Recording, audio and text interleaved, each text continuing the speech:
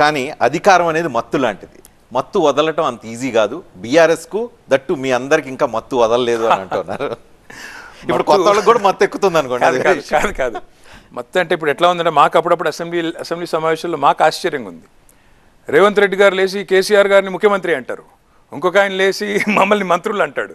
అంటే ప్రభుత్వంలో ఇంకా మేమే ఉన్నామని, ప్రతిపక్షంలో వాళ్ళు ఉన్నామనుకొని వాళ్ళు ఇంకా కూడా అదే పద్ధతుల్లో వాళ్ళు ఉన్నారు తప్ప మేమేమీ లేము. మాకు చాలా స్పష్టంగా ఒక విషయం మాత్రం అర్థమైంది, ప్రజలు మా పర్ఫార్మెన్స్ని ఎక్కడా కూడా చిన్నగా చూడలేదు.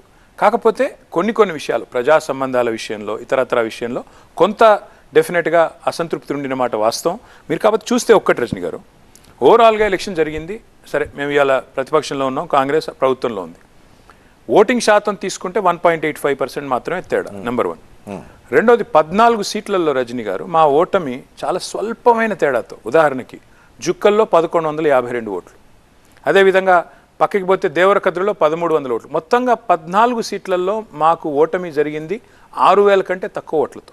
ఆ 14 సీట్లలో మేము 7 గెలుచున్నా ఈరోజు మనం వేరే మాటలు మాట్లాడుకుంటుంటాం. కాబట్టి పాయింట్ ఏంటంటే స్వల్ప తేడాతో ఓటమి పాలేం, దానివల్ల బాధ ఏం లేదు. కానీ